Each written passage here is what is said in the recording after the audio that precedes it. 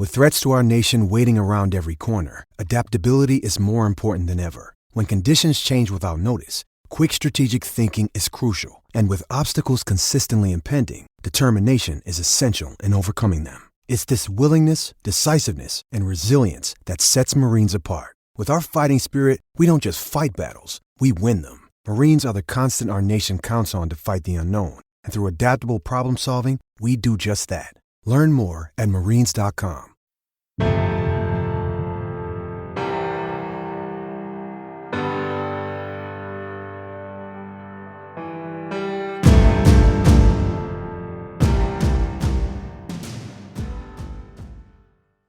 Think about all day long, coaches are knowledge workers. You are paid to produce with your brain and with your heart, really, right? You're investing in young men, you're building them up, but you're also tacticians. You're solving problems all day long. Well, a lot of that now requires you to sit in front of your computer, or sit in front of a screen and watch film. Coaches, at this time of the year, I always like to give you things, obviously, that are going to be helpful to your team, but I think it's a good time to focus on ourselves because we've come through a stressful period of the season with coaching that does take a toll on our body, both in the way that we recover, get sleep, our nutrition, all those things. I know when I would come out of a season, ultimately, I was always up 10 to 15 pounds. There was rarely a season where I wasn't. Sometimes I was up even more. Just because of some poor habits that creep into your life. And we're going to give you 5 ways to clean up your physical health and maybe even lose some weight. And joining me to discuss that is the founder of AIM7, a former sports scientist for the Houston Texans and a number of colleges, Erik Korem. What you see on tape is a direct reflection of what you teach and how you teach. Video is important, but if you don't teach well, you're not going to like what you see on your video. First Down Playbook has been helping coaches teach better for 13 years. It allows you to present installs, playbooks, and practice cards in half the time with NFL quality. Coaching tools like video pairing, a player app, practice schedules, and wristband sheets have made First Down Playbook a program management system with everything in one place. If you're in a position of leadership with your football program, receive a free 1-week look at First Down Playbook. Call them at 512-814-6158 or visit them on their website or social media. Mention Coach and Coordinator Podcast or use the coupon code COACH24 to receive a $100 discount off the normal $700 First Down Playbook team membership price. Links and the phone number are in the show notes. As coaches, we know that some of the biggest hurdles to our team's success can come from off the field.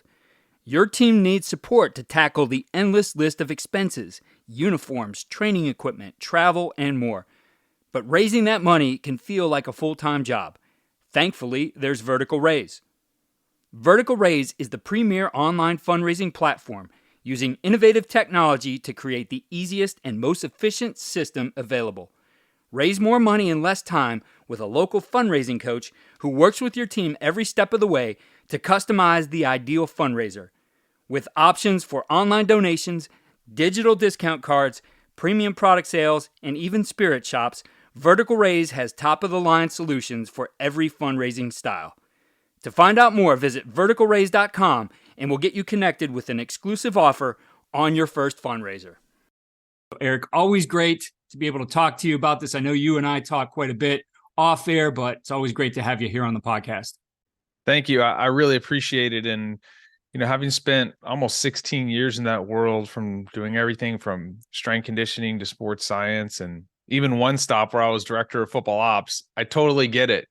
Like, the season is a grind, and it takes a toll. And, a couple little bad habits here, or you got too much time in the office and you don't get to take care of your physical health at the end of the season. You're like, oh, I feel bad. I need to get back on track. I know a lot of teams have like competitions, or coaches have like, betting pools. And so I want to try to give you guys some more sustainable ways and some real North Star metrics that you can shoot for to get back on track after the season. Yeah, and you have boiled it down really to 5 things that we're going to focus on here. So let's get right into it. What's our first one? Yeah, the first one is strength training, believe it or not, like lifting weights. And the reason I say that is, a lot of times it's like, okay, I want to lose 10 pounds. And so guys start hitting the Stairmaster and the treadmill. All those things are great. Like, we want our hearts to tick, right, for a long time. The problem is you'll end up getting in a calorie deficit, which is good. That's, guys will automatically do that.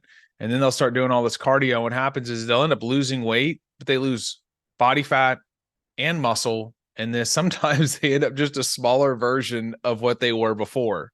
You know what I'm saying? And so when you are losing weight and you're in a caloric deficit, you need to lift weights. Now, you don't have to go do cleans and all this kind of stuff, machines, it doesn't matter. Just lifting weights. Why? It helps spare muscle tissue. When you're lifting weights, you're recruiting the muscle tissue through the neuromuscular system, and it's stimulating these muscle tissues, and it's telling the body, hey, I've got to hold on to this because I'm being required to lift some heavy crap right now. And so heavy is relative. If you haven't been doing any resistance training at all, body weight, dumbbell workouts are great. But eventually you want to start doing at least 2 total body strengthening sessions a week where you hit all the major muscle groups: legs, chest, back, quads, glutes, hamstrings. So that could look like a leg press, chest press, pull downs. And you're going to want to shoot for about 10 at the minimum hard sets per week per muscle group. So what does that mean? Like, you're thinking, man, I'm in the weight room forever. No, like if you do leg press and you break it up into 3 sessions across the week, you're hitting your quads and your hamstrings and your glutes. You're hitting all those muscle groups at once. So you do a couple warm-up sets, maybe do 3 to 4 hard working sets on Monday and Friday. You're almost all the way there. You hit the leg extension, leg curl, you're done. But that's it. From a strength perspective, resistance training is one of the absolute best ways to spare muscle when you're in a caloric deficit, and you're actually going to look good, look better as the weight loss process proceeds. One of the things, Eric, and this has changed for me over time. I know it was definitely when I was a younger coach. I always looked at, well, geez, machines. I'll look at what I have my athletes doing, and you still have that athlete mindset. And, I know now in my 50s, I've figured out that it can be very simple. I mean, for me to use machines for workouts, and I have a combination of different things I will use kind of just for me to keep it fresh. But, you're in a pinch. You don't want to be messing around changing weights all the time, that you're going to get what you need, especially, like I said, as me in my 50s, you're going to get what you need out of just moving heavy things, that it doesn't have to be, these free weights and, multiple joint movements. Of course, those are good if you're able to do them. But I think the key is you can keep it simple, and keeping it simple really allows you, I think, to stick with a plan a little bit better. 100%. The research actually shows that there is no difference between machines and free weights when it comes to strength, hypertrophy, and even power. So power is really just moving a force with a lot of speed, right? So like you could do, I'm not recommending this because it could get to be a disaster, but you could do like a really fast leg press, right? There's all sorts of ways to get this done. Something else I would throw at you too is typically, I just remember like the workout's usually going to take place either early in the morning or that lunch hour, right? And a lot of coaches, I remember in the offseason, will pile in around lunch. So you're trying to get a lot done in like an hour. Make sure that you get a good warm up. If you have a strength coach, I'd go to that strength coach and say, hey, give me a good 10-minute warm up. That's going to make you feel better. Just in general, that's almost like the magical part if you really invest in that first warm up part. But then supersets can be very beneficial. So you could do a leg press and a seated chest press, do a couple warm-ups, and then get 3 to 4 hard, really good sets. But here's the key.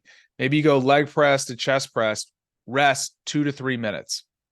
You're like, man, that's a lot of time. But you need to rest longer so that you can actually push it harder.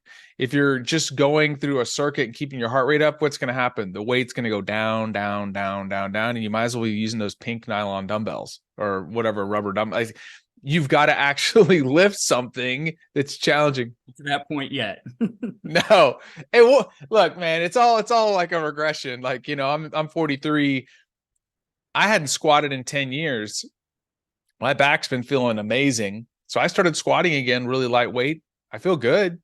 But like I was doing trap bar deadlifts and leg presses just fine, right? Like I have zero ego when it comes to any of this stuff. I just want to be healthy and I want to be active, moving with my kids. And, you know, especially if you're going to spend a lot of time on your feet, you're going to spend a lot of time in cars.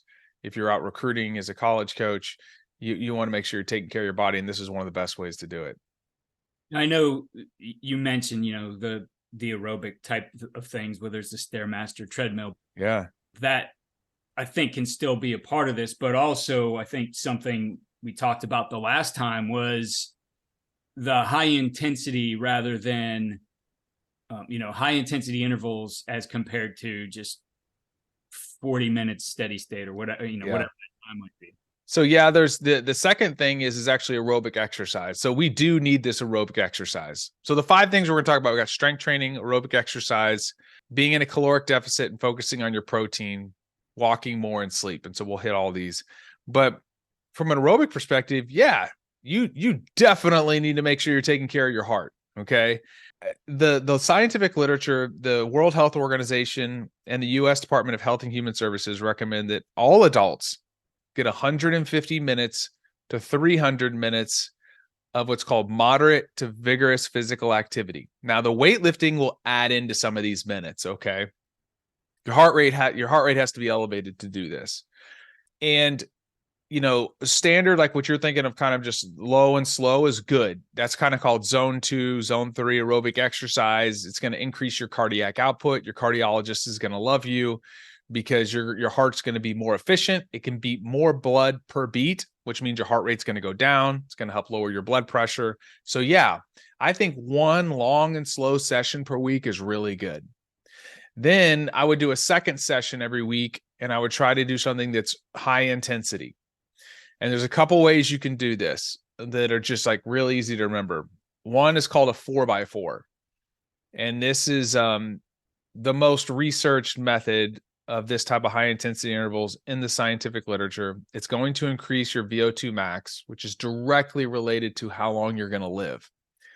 What you would do is you would do about a 10-minute warm up on a bike or an elliptical. Don't hop on a treadmill the first time you do this if you haven't been running for a long time, because you will be brutally sore. Okay. Pick something that you're familiar with. Then you're going to do 4 minutes where your heart rate's going to be 85% plus of max heart rate. For me, I'm in the 160 to 175 range. It sucks. And then you're going to rest for 2 to 4 minutes, nice and easy, and then do 4 hard minutes again. It should feel like you're not feeling very good. Out of 1 to 10, it should feel like an 8 to 9 out of 10. I usually try to push it on my last interval and try to max out my heart rate. And that's what I want to puke and throw up. But it'll be the worst 30 and the best 30 minutes of your week, because guess what?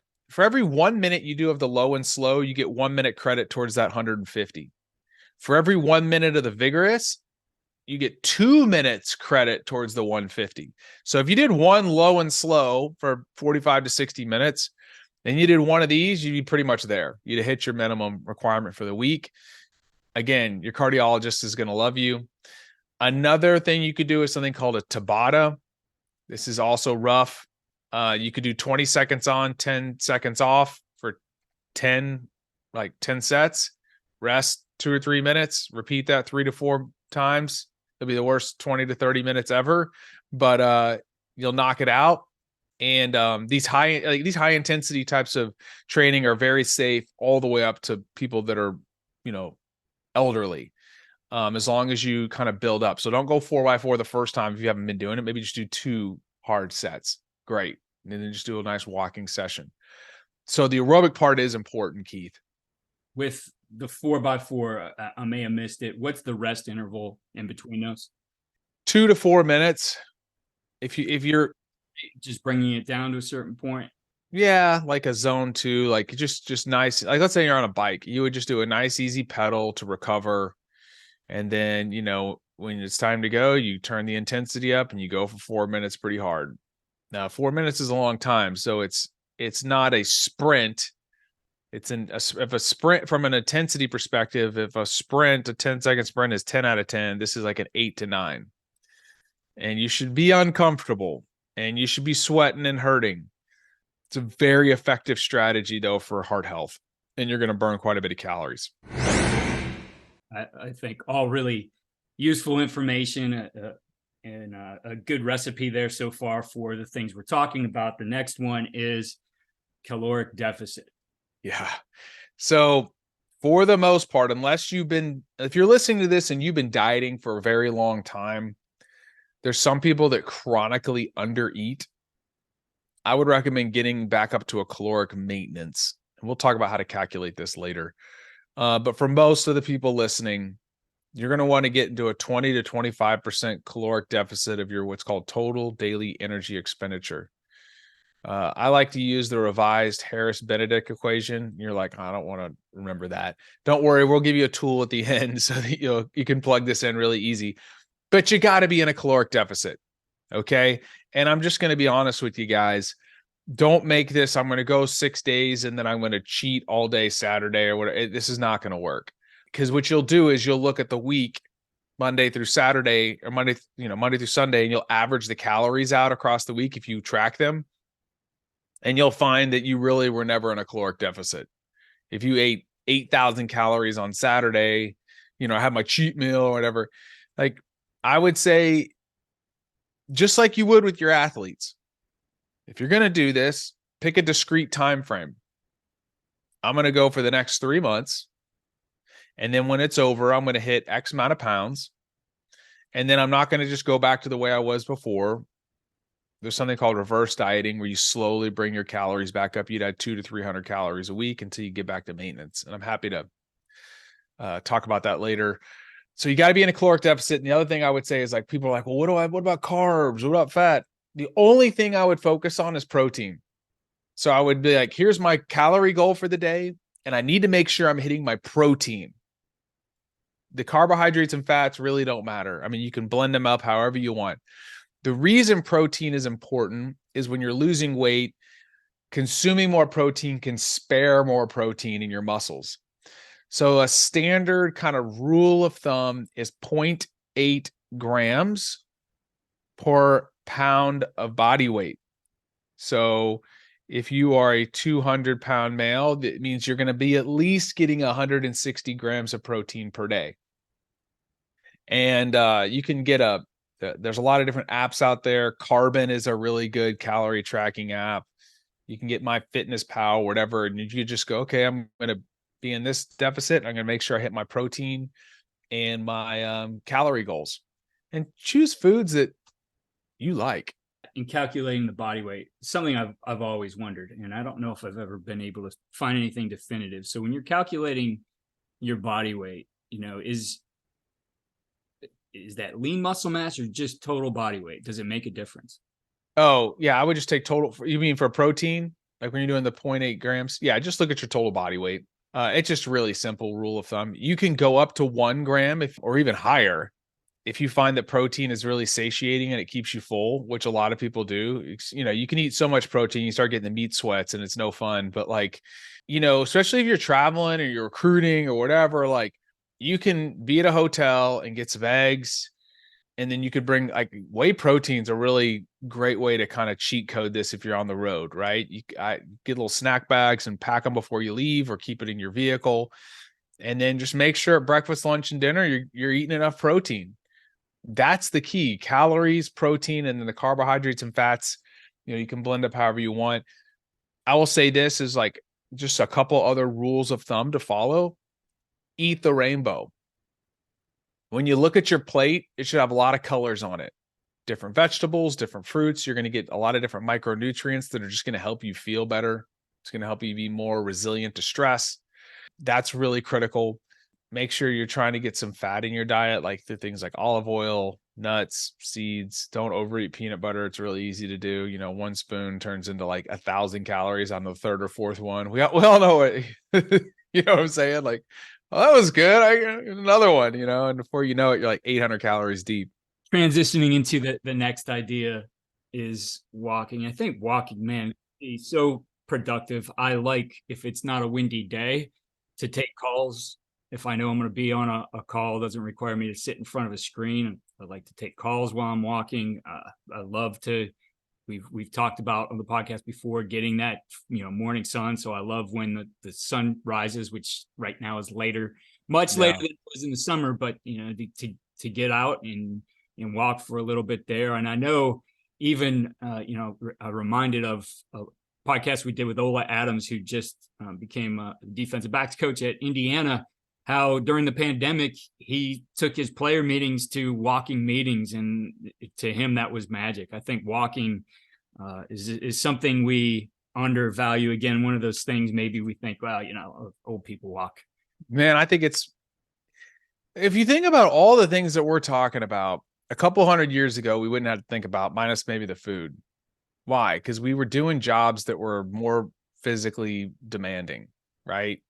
Nowadays, you have to be intentional about all of this because we make our living think about all day long. Coaches are knowledge workers. You are paid to produce with your brain and with your heart, really, right? You're investing in young men, you're building them up, but you're also tacticians. You're solving problems all day long. Well, a lot of that now requires you to sit in front of your computer or sit in front of a screen and watch film. So you got to get out and walk. There's a new literature out right now that shows that 10,000 steps rule is maybe not as far off as we thought. About 8,800 steps a day is kind of this benchmark for longevity and cardiovascular health. And Keith, I'm with you, man. I've started taking less calls on Zoom and doing more phone calls.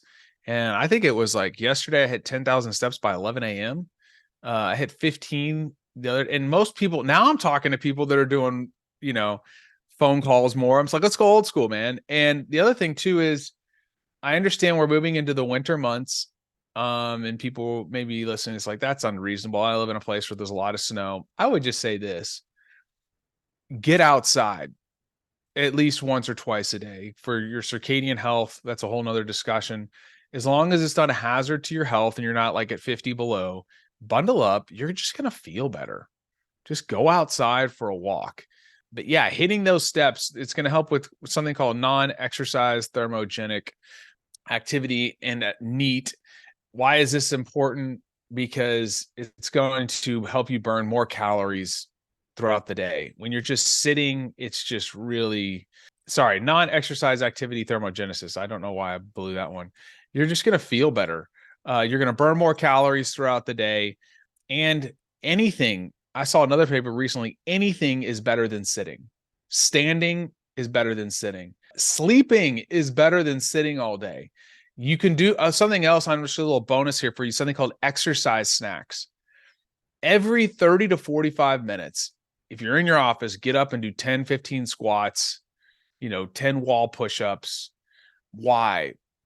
There was some research done out of the University of Texas that found that if you didn't move enough during the day and you did like a 1-hour workout, the people that didn't move enough didn't have the same metabolic response to a 45 or 60-minute running session as people that move frequently throughout the day. How scary is that? Their blood lipid profiles didn't change as much. You are designed to move. God gave you 2 legs for a reason. So we just got to figure it out. I pace around my office sometimes. I'm in Houston. It's rainy. Sometimes it goes days, or I'll just walk around my desk while I'm on a call. You'll rack up a ton of steps. People may think you're crazy, but who cares? You're going to live long. Yeah, I do it all the time. I work remotely, work from home. My wife laughs at me because every day she'll be like, why is there a pile of dust right here? I'm like, well, I was walking around and I decided to take the mop with me too. And I'll rack up a lot of, if it's a day with a lot of phone calls, I'll rack up a lot of steps that way. But I still love being able to get out and get the light. It is so much better, even though we're getting to the point here in Avon Lake, Ohio, where you got to bundle up a little bit. But I really believe it's done a lot for me just in terms of my overall health. And I think mental health too. I mean, you can't sit in an office in front of a screen all day. And, we do that when we're coaches. I mean, I can't tell you how many times, during the season game planning days where it's like, shoot, I didn't leave this seat. I walked down the hall and got a cup of coffee and that was it. It's not healthy. You're going to be a much better coach. You're going to be able to think. A walking also places you in something called optic flow outside, not on a treadmill.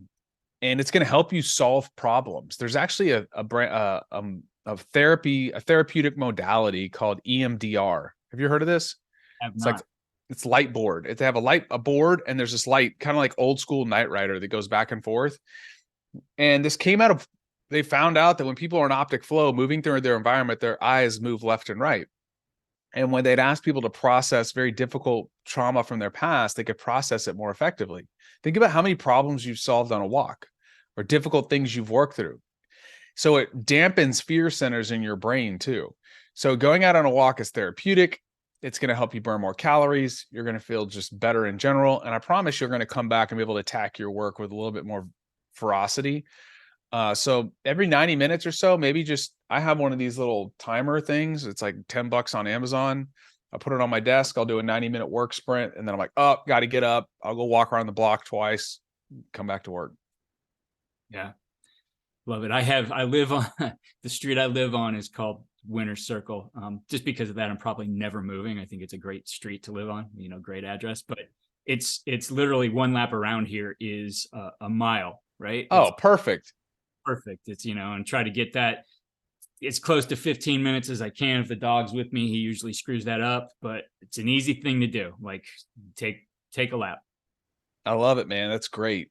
So we mentioned in this last part a little bit circadian rhythm, sleep rather than just sitting in a chair. And I think for me, especially as a young coach, that part, sleep, was undervalued. It was being in that mentality of the grind. I'm going to get, I only need 4 hours of sleep. I mean, that crushed me every year by the end of the season. But I think for me now, it's been a hard habit to break. I mean, in a lot of ways, I do like getting up early, and, so that means I got to be disciplined about getting to bed a little bit earlier, just to get the right amount of sleep. So what are the recommendations there? Yeah. First of all, getting up early is great, man. I actually was texting a buddy of mine. I got a text from him at 6 something this morning. He coaches in the NFL. He's like, hey man, sorry I didn't respond last night. It was like he was in bed by 8:30. I was like, dang. And so anywho, like, it can get done even at the quote highest level, right? People still can go to sleep. From a weight loss perspective, it directly impacts your hunger hormones, leptin and ghrelin. So when you consistently sleep less than 7 hours a night, the literature shows you overeat almost 400 calories a day. And we all know, like, when you don't sleep, like, you start snacking and grabbing for food, it's your self-control goes out the window. Think about how many calories that is over a week. How easy it is to gain weight, right? You just start grabbing at a few things, and before you know, those extra 400 calories just start stacking up. Also, when you're sleep deprived, your fasting blood glucose levels increase, which make you less insulin sensitive and increases your risk of type 2 diabetes, and it impairs your metabolism. It's also going to inhibit your ability to just adapt to global physical and mental stress. For your athletes, believe it or not, there is some literature in youth athletes that less sleep equals more injuries.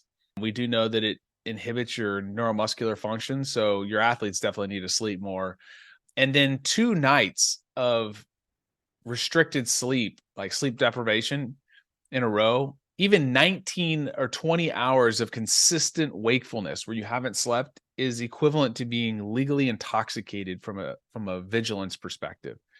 So coaches, like, my challenge for you is, and I've always just thought this, like, the coaches are the high performers on the team. The players play, right? And you got to have your players in great position. But coaches also call plays, and you guys create the storyline in your head for how this game is going to play out. And there's critical decisions that need to be made, and you always want to be at your best in those moments. And, if we really think of it as a team game, we need to be doing as much as we would expect of our athletes. I'm not trying to guilt or shame anybody by any means. I'm just trying to kind of give you a perspective that you may be able to kind of go, you know what, that makes a lot of sense, and kind of give you a little more fuel in the fire. So the minimum amount of sleep you should be aiming for each night is 7 hours. Research shows that we overestimate our sleep by about 30 minutes. So if you going to bed at 11 and waking up at 6 is not going to get you 7 hours. It's really going to get you 6.5. So you need to be in bed trying to sleep for at least 7.5 hours to get that amount of sleep that you need. If you do these things consistently after the season, figure I want to get my life, kind of my health, the way I feel, my brain, everything kind of back on track. Strength training a couple times a week, a minimum of twice. The aerobic training, at least one long and slow, one hit session, trying to hit that 150-minute threshold. Walking more, trying to hit that 8,800 steps a day. If you're at 5,000 right now, go to 6. I mean, you don't have to do this all in one night. Okay. Like that'll lead to burnout. So maybe just this week, you're like, I'm going to pick one thing I'm going to improve at and hit it every day. Maybe it's the walking, and then pat yourself on the back and be like, I took a great step. And then the next week, do another thing. And the next week, do another. There's the caloric deficit and the 0.8 grams per pound of body weight in protein, and then getting 7 hours of sleep each night. Those things alone will not only change your body composition, it'll change your life. Like you'll just feel and operate at another level. And I talked to Coach, I don't know, was it last week that we were going back and forth on this? So if you know, I have this company called AIM7. We turn your wearable technology data into health and human performance solutions for busy people like y'all. And in this app, it's pretty much everything that we just discussed. Full-fledged workout programs that can adapt to whether you have body weight, dumbbells, kettlebells, full equipment, 30 minutes, 45, 60 minutes. All the calculators in there for moderate to vigorous physical activity, your steps, like all that stuff's in there. What we have decided to do is to build like a guide that y'all could use that encompasses all this. And we're building a calculator online. We'll be able to go in and punch in your height, your weight, your age, a couple other things, and you'll get your calories, your protein based off of how many pounds you want to lose a week. So if that's interesting to you, Coach is going to put a link in the show notes that you can't get this by going through the App Store. Our app's on the App Store, but you can only access this stuff by going through our website using the link that we gave Coach. And if you want to do an annual subscription to AIM7, we'll give you this manual. It'll be $97 for the year. That gives you all your workouts. We got a nutrition library in there where we have a registered dietitian teaching you about all these different things, the impact of alcohol, all the sleep stuff we talked about. And there's a 7-day free trial, so you can try it for free to see if it fits your needs. And if a monthly subscription's more up your alley, if you use the code COACHGRAB, all caps, when you check out, you can get 25% off your first month, but it's $12.99 a month. But the plan comes with the annual program. The app is amazing. I talk anytime there's an update pushed. To me, it never feels like a small update. It's like, oh wow, did you guys really? This is cool. This new feature, and the way this has just progressed, even over the course of a year, it's been amazing. I've been using it since the beginning, and it's made a difference for me. When something, doesn't feel right, I have the data right there. It tells me, where I'm at. I get my daily recommendations for what should I focus on this particular day.